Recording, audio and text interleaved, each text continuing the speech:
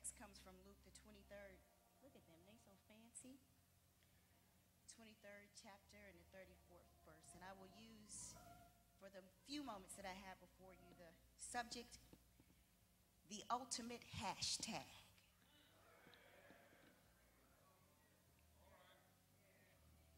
It seems to me that one day, out of nowhere, out of thin air, there were things all around me everywhere called hashtags. I mean, literally, no matter where I turn on the TV, scrolling through Facebook and magazines, there was this thing called a hashtag glaring at me. I could almost sing about it. Here a hashtag, there a hashtag, everywhere a hashtag.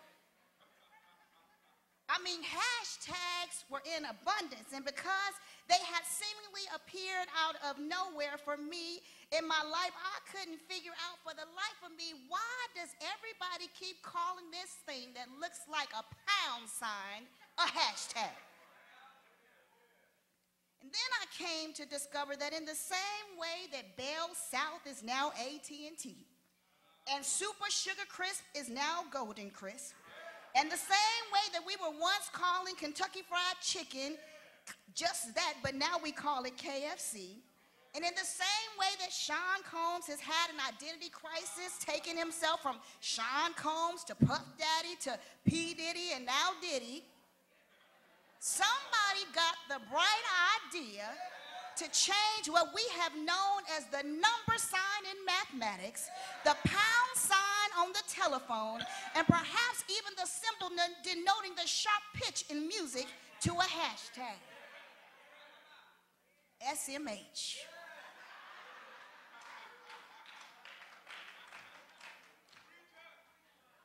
But once I was able to figure out that the number sign and the pound sign was now a hashtag, my curiosity was piqued even further. So what is a hashtag, I wondered?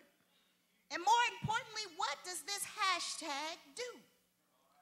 Well, my initial investigation led me to social media. It led me to the likes of Facebook, Twitter, and Instagram, where hashtags abound.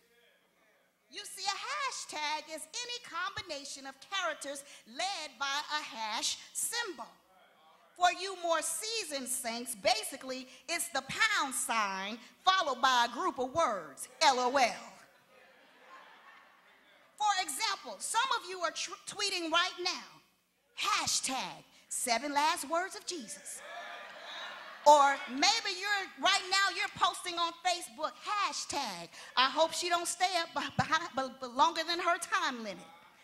Or perhaps you're saying hashtag because we still got 6 more to go. Or maybe you're saying hashtag because I got plans after church. LOL. Well, now I'm trying to figure out, why do I need a hashtag to say all of that? Can't I just say what I need to say without using a hashtag as a precursor? Well, upon further investigation, I came to discover that there is a fun way to use the hashtag, and there is a more formal way to use the hashtag. The majority of you sitting under the sound of my voice use it in the fun way. You know how it is when you think you have posted something that is really deep or so profound on Facebook, and you follow it up with a strong, and I know I'm right, hashtag. Or when you tweet something on Twitter that has you laughing so hard that you're busting stitches, and you seal it with a hashtag, now I know I'm funny. When you use hashtags for fun, they are generally random thoughts, usually thoughts that are important to you and you only. I've been watching, and I like some of your hashtags. For example, hashtag as it were, or hashtag get your life, or hashtag child bye. I like all these hashtags. And then there are some of those like our pastor, the pastor of Friendship Missionary Baptist Church, the king of all hashtags, who no matter what he says, whether it be humorous, thought-provoking, sad, or indifferent, he always follows up with a hashtag. Not just one, no. He follows up with 3, 4, or 5 hashtags, all on the same thought.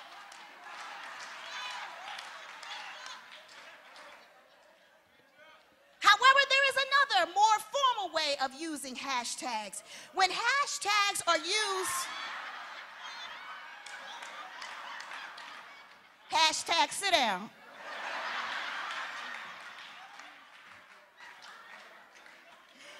There is a more formal way of using hashtags. When hashtags are used in a more formal way, they carry more weight. They are more intentional. They are intended for a wider audience because it is a topic of interest to the masses. The more popular the hashtag, the more the conversations loom. The more the conversations loom, the more followers of the hashtag, the person, the place, or the thing gets. The hashtag is about drumming up followers of people who are interested in you or your message. And when a hashtag is promoted by a large number of individuals or followers, it is called trending. And friendship is well on its way to being a trending topic. Indeed, people know that when they see hashtag FMBC is the place to be, they know that something incredible is happening at friendship. They say to themselves, oh, there they go again, hashtag feeding hungry people. Oh, there they go again, hashtag baptizing more people. Oh, there that friendship goes again, hashtag spreading the gospel to the masses. But let me see if I can get a little more closely to home. Maybe a little something that makes a little more sense to you. The majority of popular shows on television today are trending. How do I know? Well, I'm glad you asked, because whether you love or love to hate Olivia Pope, whether you wanted Fisk to win the presidential election or lose it, whether you appreciated the loyalty of Cyrus to the president or you thought he was the most unethical person in the world, everybody knows hashtag scandal. So with trending in mind, here we find Jesus, God's only begotten Son, Jesus, who took on the form of humanity to take on the sins of the world. Jesus, the one who was fulfilling his mission. Here we find Jesus hanging on the cross between two criminals. And I have come to argue tonight that the only reason this holy and pure man is crucified on the cross between two authenticated thieves is because Jesus was trending. Yes, you heard me right. The only, and I mean the only reason Jesus, blameless and upright, was subjected to torment and humiliation is because he had too many followers. Long before there was a Facebook's Mark Zuckerman, long before there was a CEO of Google called Larry Page, centuries before there was a president named Barack Obama, there was Jesus and he was trending.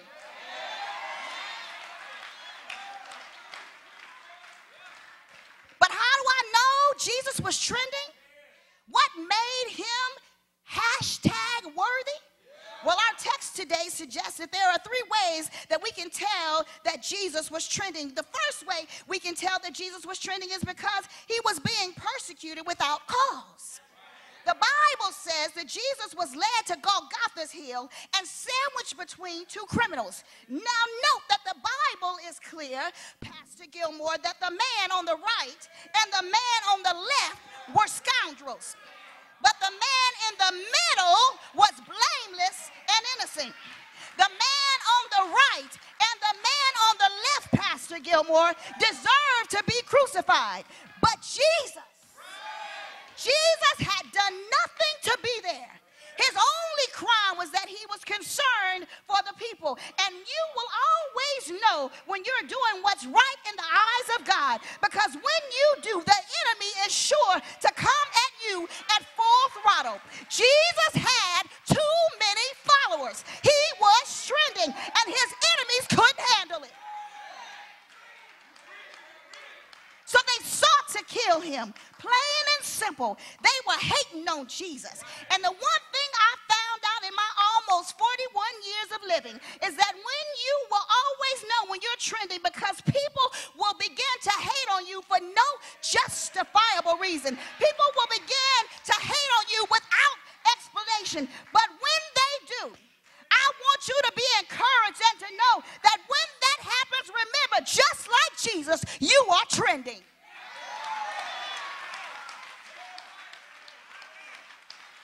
addition to being innocent, the second way I know Jesus was trending was because he was doing something that it took someone who was fully human and fully divine to do. Jesus, cross on the back, stripes been beaten, blood dripping like sweat, spat on, nails in his hands, nails in his feet. Jesus, though innocent, said, God, hashtag, Father, forgive them, for they know not what they do. And even though they didn't deserve to be forgiven, Jesus moved beyond his church hurt. Some of y'all know about that church hurt. That church hurt will have you missing church for weeks and months at a time over some stuff that didn't even really happen. But God was able to move beyond his church hurt and forgive them. Oh, what manner of love is this, that even when lots are cast to divide your clothes, even when you are taunted and you saved others, now save yourself, you can still find a way to say hashtag, Father, forgive them, for they know not what they do. And because Jesus was able to do it, he did it then, and he will always be trending. He was trending because he was innocent. He was trending because he was forgiving. And as I prepare to take my seat, the third and final way I know that Jesus was trending was because he didn't have to go around creating hashtags for himself. You see, you know you are somebody when other people create hashtags for you. Just ask the most powerful man in the world. And I'm always leery when I'm scrolling through Facebook and I see you posting hashtag I'm too cute or hashtag you can't handle this all by yourself. No, sugar. Somebody who is really, really trending ain't got to pop his or her collar. Somebody who is really trending, they don't have to say nothing. Somebody that's really trending, somebody else will trend for you.